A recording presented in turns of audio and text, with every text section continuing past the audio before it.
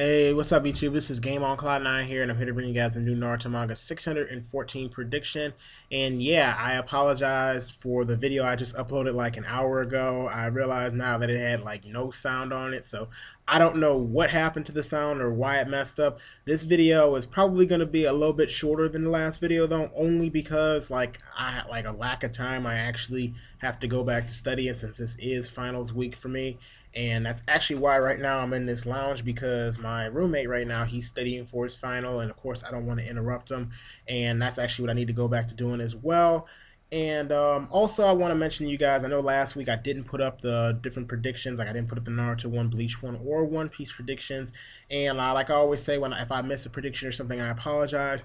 You all know, who have been subscribed to my channel for a long time, that this particular semester has been a pretty hectic semester to me. Or I should say, next semester should be a lot better than this particular one.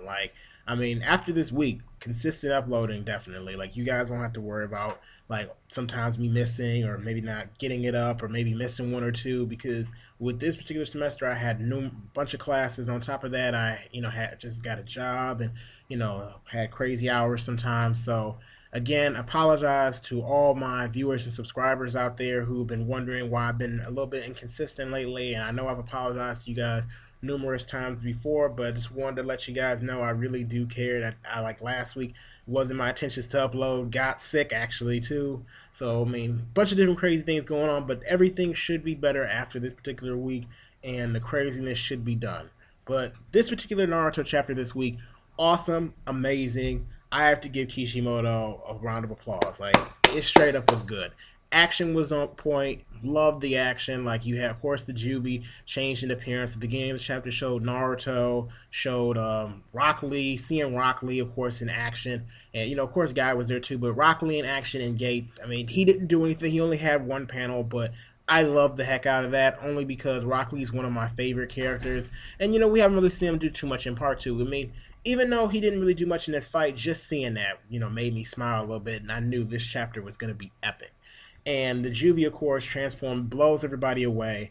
The transformation looks a little bit nasty, but I do like it a lot more than the transformation before. Like, as we know, the transformation before, I should say the first form of the Jubi actually was like kind of like a blob-shaped form or whatever. And, before it didn't really seem like it was doing too much. It was doing damage, but not like how it ended up doing this week. Of course, Naruto and, the crew, they can't really do much against this Jubi right now. We see the Jubi, of course, looks a little bit deformed in a way, so I guess you can see why.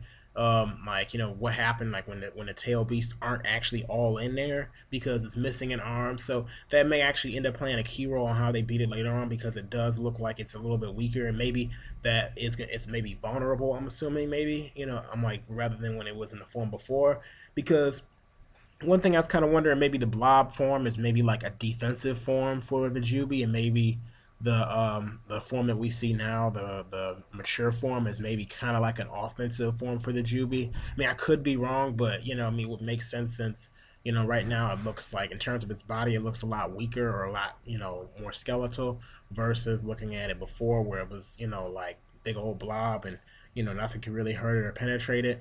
But right now, things are looking epic for the Jubi. The Jubi ends up firing like a tail beast bomb, of course, countryside, which, that amazed that got me. When I saw that, like, I looked at this chapter actually pretty early in the morning, and when I saw like the tail beast bomb fly across countries, I'm like, how OP can you get? It made a massive explosion, way bigger than anything we've seen Naruto do with the Biju Dama, seeing Killer Bee do, or any of the other tail beasts do by themselves, or even, some of them put together. So very impressive. And not to mention that it was a small one of that, and that it can fire at such a distance. Great, great, great epic part of the chapter. And, of course, Kakashi, he couldn't stop it or anything like that, so they had to use one of the Earth Shinobi, I think his name is Kitsuchi. He had to knock the Jubi off balance and have it fire in another direction. And that's pretty much what Madara was doing through this whole chapter. He was like basically using the Jubi to target practice on different places. So we see Hiashi, he's looking off in the distance with a Byakugan, and he's finding out different cities are getting blown away, different towns everywhere, explosions everywhere. And Shikaku back at the base, he even states nobody's safe.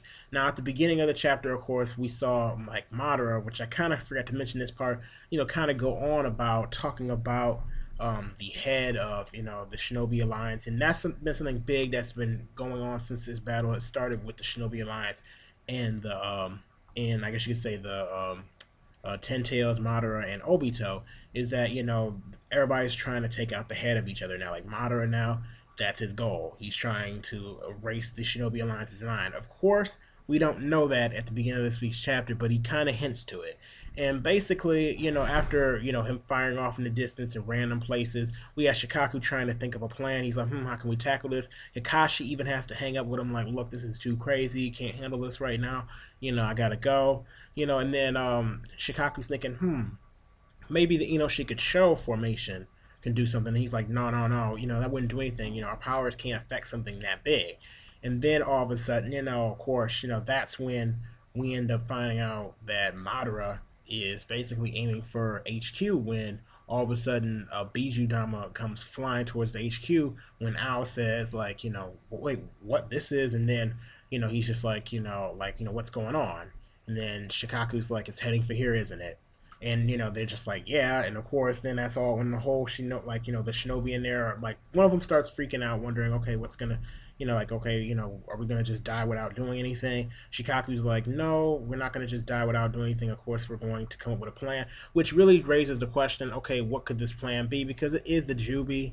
Like the main goal is that they're trying to stop the Jubi, but I don't see how you're gonna stop something that powerful or even hold something that powerful back.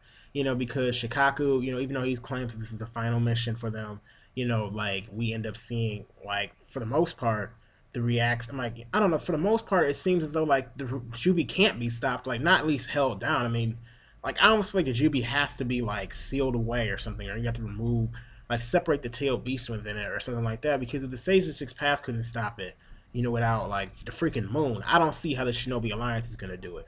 Now, granted, this is a weaker Jubi, but I don't see how even a weaker Jubi can be stopped in that kind of manner.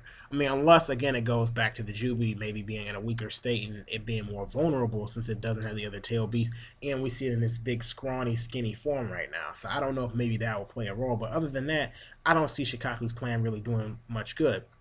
Now, the sad part of the chapter, of course, which I'm pretty sure a lot of people, probably enjoyed for the simple fact that, a lot of people have been complaining, that there's been no death in the war. There's been nothing crazy, happening. It doesn't feel like a war. I mean, I feel like it feels like a war, although, I will say that this definitely raised a sense of danger when we saw Shikaku, Inoichi and all that, them get blown up to bits, apparently. Since Shikaku declared that their final mission, Tail Beast Bomb, heading to HQ, they're pretty much finished. We see Shikamaru, Ino, of course, they're all upset. Shikamaru's trying to keep it together. Ino's just crying, and then Madara, he's just kind of laughing it off, like, yeah, I destroyed the head of the Shinobi Alliance.